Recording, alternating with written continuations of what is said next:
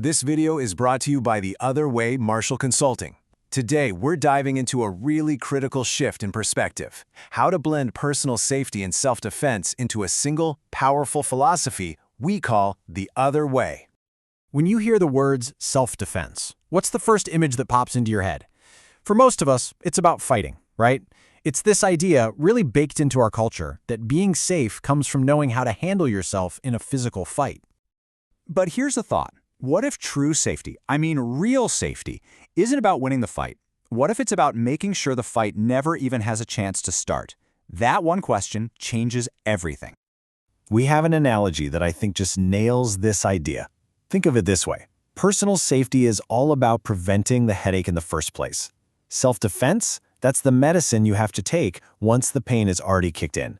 One is prevention, the other is a cure. That's the fundamental difference.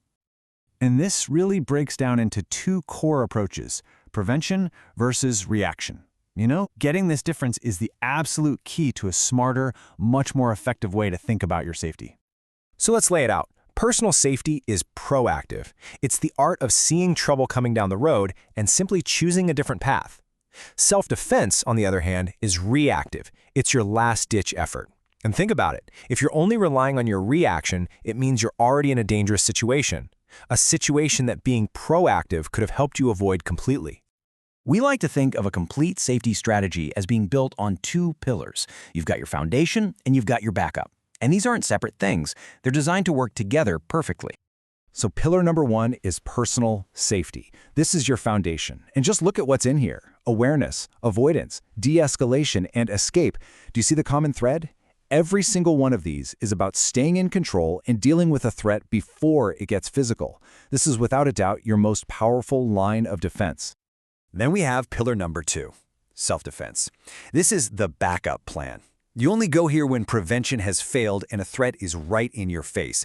And when that happens, the focus changes completely. It becomes all about survival, using physical skills to create an opportunity to escape, using only the force you need to, and keeping that survival mindset. It's crucial, but it's always, always the last resort.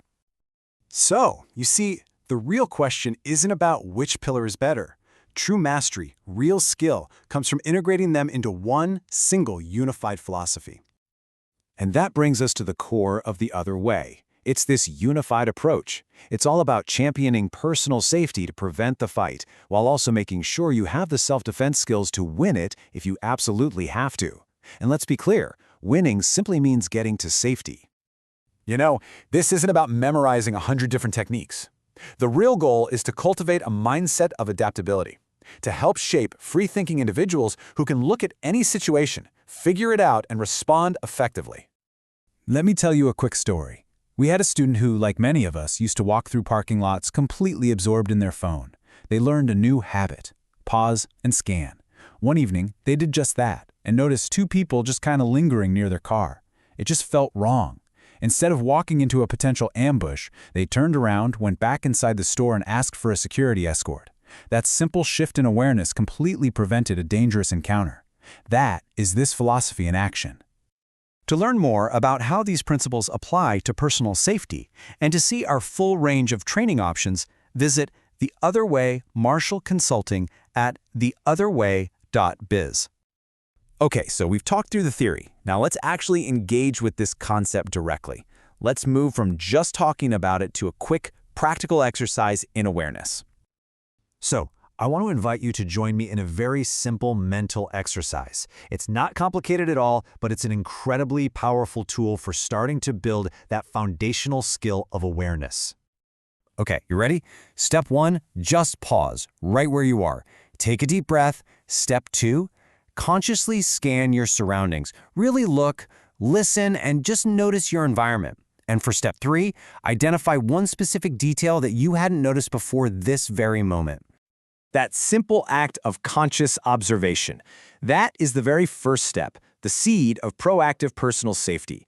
What you're doing is training your brain to shift its focus from your inner world of thoughts to the external world around you.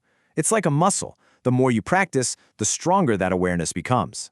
And what's really important here is that this goes deeper than just external threats. As you become more aware of what's around you, you also start to align with your own intuition.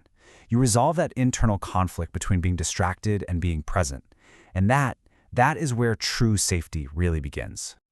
So, I'll leave you with this question to carry with you. Think about your daily routines. Where can you practice this simple act of awareness and turn it into your first and most effective defense? Thank you for watching this explainer from The Other Way Marshall Consulting.